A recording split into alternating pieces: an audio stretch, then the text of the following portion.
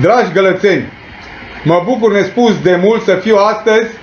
în fața dumneavoastră, aici, în sediul de partid din municipiul Galați.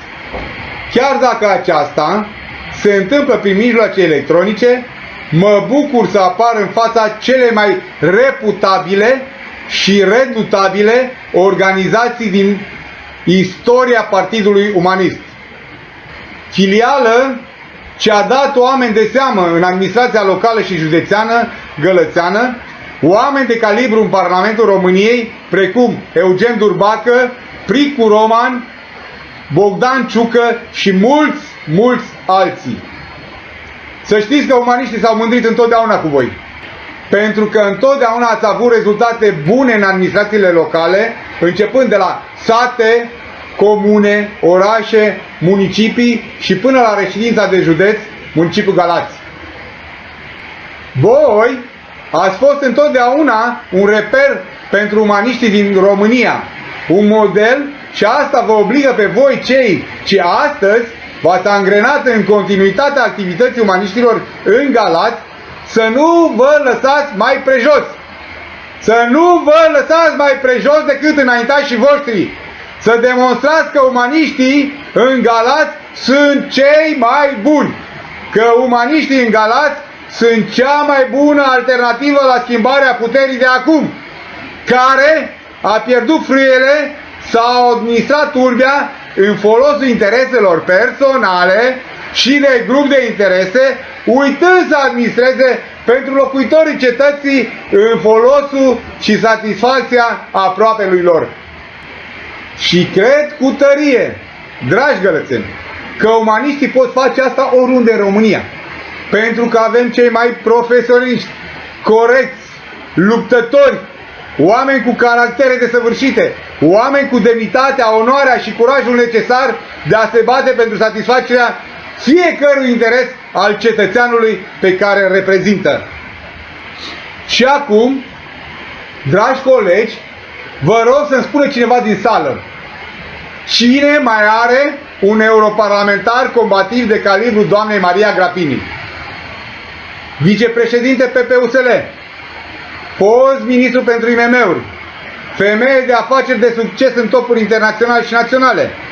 cu multe distinții, inclusiv Ordinul de Cavaler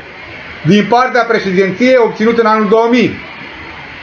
recunoscută de Comunitatea Europeană pentru activitatea în Parlamentul European, a cărei membră este din anul 2014, primind în anul 2019 premiul de cel mai bun europarlamentar pentru Comisia Piață Internă și Protecția Consumatorului, ca urmare a faptului că a terminat primul mandat pe primul loc din punct de vedere al activității. Și premiul Femeia care schimbă România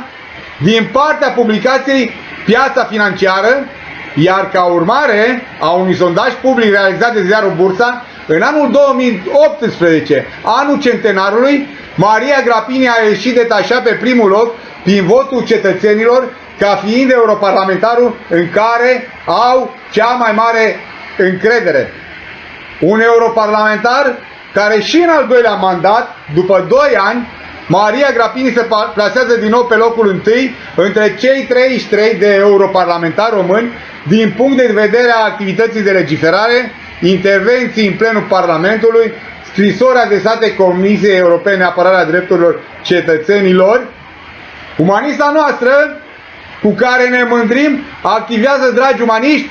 gălățeni, în 4 comisii, fiind vicepreședinta Comisiei Piață Internă și Protecția Consumatorului a Parlamentului European și membră în Consiliile Libertăți Civile, Justiție, Afaceri Interne, Transport, Turism și Control Bugetar. Și după cum bine o știm cu toții, este recunoscută ca un promotor îndrăjit al interesului național și a recunoașterii datinilor și obiceiurilor strămoșești, un patriot desăvârșit care își iubește cu sfințenie patria și poporul mai mult decât orice. Vă rog, dragi gălățeni, chiar vă rog insistent să-mi spuneți care partid mai are o voce puternică a generației tinere ca Ramona Ioana Brumsils, care, candidând la alegere prezidențiale din anul 2019, din partea partidului nostru, un partid în plin proces de structurare și dezvoltare, fără structuri în teritoriu și fără acoperire națională, a luat aproape 3% din voturile românilor. Cine mai are un asemenea vector de imagine atât de bine ancorat și identificat în lupta împotriva abuzurilor, împotriva privilegiilor, împotriva incompetenței și imposturii, indolenței și impertinenței, a intereselor de grup, cauze care au dus România la limita sărăciei și în prag de colaps? Ce formațiune politică mai are un președinte executiv ca și avocatul nostru Daniel Onașcu? O imagine a luptei împotriva abuzurilor de orice fel. Un apărător îndârjit al apărării drepturilor constituționale a românilor. Un lider cu un discurs impecabil și convingător, capabil să coaguleze în România electoratul dornic de a face dreptate și de a lupta alături de noi, ca profesionalismul să fie la înălțime în România, astfel încât să smulgem România, grădina Maicii Domnului, din ghearele incompetenței și să o redăm românilor așa cum ne-a lăsat-o bunul Dumnezeu, Tatăl nostru Celest, pentru ca noi, românii, să o lucrăm cu grijă și pricepere pentru a ne bucura pe deplin de roadele ei. Ce grupare politică mai are un om de calibru de talia doamnei Doina Părăcălabu, fost director la Casei Naționale de Pensii pe domeniul asigurării sociale și a pensiilor de stat? Vocea cea mai căutată de canalele media când este vorba de dezbateri cu privire la pensii, un profesionalist de înaltă clasă, cel mai bun cunoscător al problematicii din domeniu, care afectează peste 5,1 milioane din populația României, pensionarii. Cine mai are oameni precum Dragoș Frumosu în zona agroalimentară, Cornel Dobrițoi pe zona securității și siguranței naționale, Grațiela Gavrilescu, protecția mediului, ca doamna Loredana Predescu, un alt exponent și vector al generației tinere în zona educației și învățământului antreprenorial, care de curând a promovat un proiect de lege în Parlamentul României privind introducerea învățământului profesional și tehnic a educației antreprenoriale și financiare. Ce partid mai are un fondator al unei doctrine în cadrul partidului său? Și nu a oricărei doctrine, ci pe cel care a fondat și dezvoltat de doctrina umanismului pragmatic, a patra cale, doctrina cea mai modernă,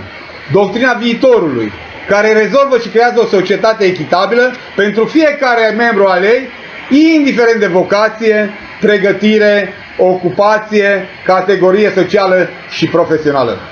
Știm cu toții că doctrina umanistă modifică ecuația patron-salariat, capital financiar, capital uman, individ-societate, toate fiind tratate în general ca fiind antagonice, într-o triadă armonică, capital-inițiativă, cu componența sa de risc, munca. În această triadă, socialismul acordă prioritate muncii, iar capitalismul acordă prioritate capitalului.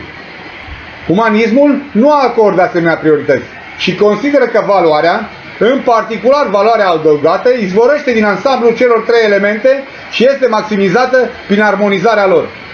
Această doctrină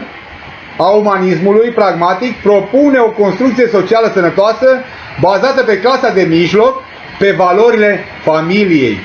Realitatea este că lumea este compusă din oameni care au inițiativă, din indivizi care știu să organizeze și să conducă, dar și din persoane care au nevoie de sprijin.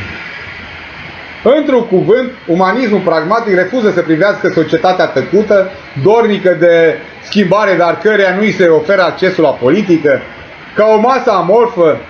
incapabilă, ce trebuie ajutată, refuză să îi privească pe cei nemulțumiți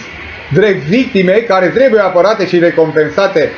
cu mici beneficii suplimentare. El vede această parte a societății și acestei categorii sociale care au nevoie de schimbare și o doresc ca pe o forță activă, capabilă, bogată în înzestrări, căreia nu i s-au oferit oportunitățile necesare și care, în cadrul unor aranjamente sociale noi, adecvate secolului 21, va deveni categoria dominantă în societate, o clasă de mijloc independentă economic, stăpână pe propria viață, aptă să întreprindă și să acționeze fără ajutorul altcuiva și să împingă întreaga societate spre progres și prosperitate. Și acum, dragi colegi, țin să vă împărtășesc faptul că ori de câte ori am avut ocazia să-mi exprim părerile în discuțiile pe care le-am purtat cu fondatorul doctrinei umaniste, domnul Dan Voiculescu, i-am expus convingerea mea, confirmată prin fapte, că noi umaniștii am fost întotdeauna o pepinieră de valori pentru guvernele României din care am făcut parte. Profesioniști desăvârșiți, oameni a căror muncă a dat rezultate inegalabile în ministerele pe care le-au condus, precum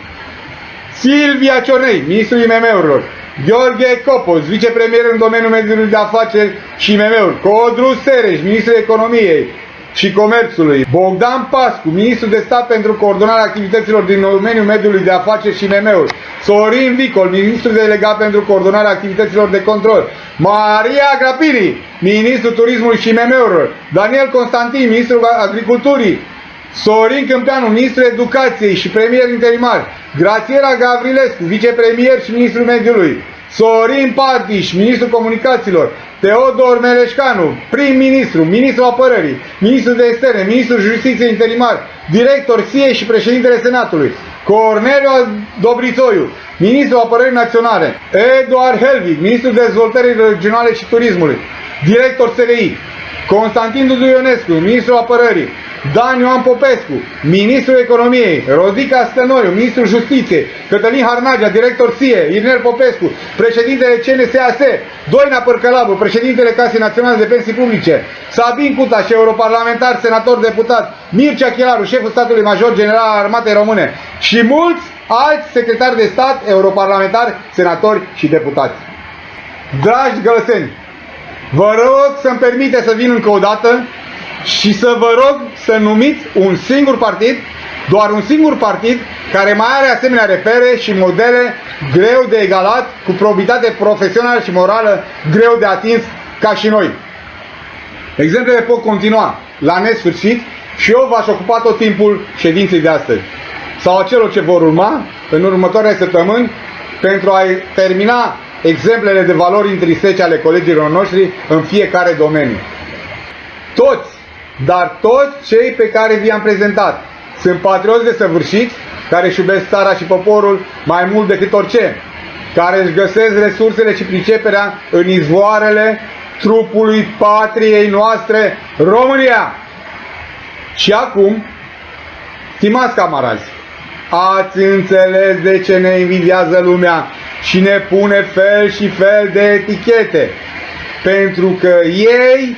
nu se pot ridica la înălțimea intereselor pe care le promovăm noi. Invidia erode, pentru că nu pot atinge standarde de înaltă calitate în construcția unei societăți echitabile și prospere pentru fiecare membru al ei, ca și noi.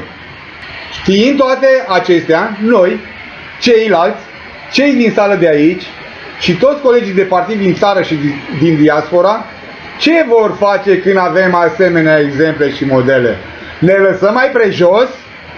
Sau luptăm pentru a ne ridica la înălțimea lor și pentru a contribui la renașterea României din propria cenușă ca pasărea Phoenix? Noi, umaniștii, gălățeni care sunteți aici și cei din țară, mai lăsăm pe cineva să spună: da, v-aș vota pe voi, dar pe cine aveți? Că n-aveți oameni? N-aveți putere? Știind noi că puterea vine prin implicarea fiecăruia dintre noi de a le aduce la cunoștință că avem toate ingredientele pentru administrarea țării cu succes, că avem resursele umane necesare de a prelua puterea și a conduce România într-un mod profesionist, cum nu s-a mai întâmplat în patria noastră post-decembristă, și toate astea în folosul românilor de rând și nu al grupurilor de interese, a unor cliși sau caste organizate care se cred mai mari țării și că doar ei au dreptul la o viață privilegiată și prosperă. Da, Țin să vă spun cu tărie, dragi gălățeni, că această misiune a noastră de a realiza aceste idealuri, dragi colegi de partid, nu este nici ușoară și nici de scurtă durată. De aceea îl rog pe Tatăl nostru Celest să vă ghideze calea spre lumină, să vă dea tăria necesară, să nu cădeți pradă ispitelor ce vă apar în cale, să vă binecuvânteze cu puterea și priceperea necesară realizării României umaniste. O Românie în care corupția, ipocrizia, impertinența, indolența, impostura, favorurile, privilegiile, imunitățile, minciuna, neprofesionalismul, lipsa de bun simț, hoția, perfidia, trădarea, interesele de grup, nepotismul, ticăloșia, nemernicia, înșelătoria și segregarea socială nu și-au locul. O Românie în care respectul și grija față de semeni sunt puse la loc de cinste, drepturile și libertățile omului sunt garantate, statul este în slujba cetățenilor și nu cetățenii în slujba reprezentanților statului. Sănătatea și educația sunt o prioritate. Credința în bunul Dumnezeu nu este obstrucționată în niciun fel. O Românie în care omul potrivit, pus la locul potrivit, creează progres și prosperitate. O Românie în care oamenii se iubesc și se ajută între ei. Dumnezeu să binecuvânteze România și poporul ei. Dumnezeu să vă binecuvânteze pe toți cei de aici din sală care astăzi participați la ședința săptămânală a organizației filiale Galați a Partidului Puterii Umaniste Social Liberal.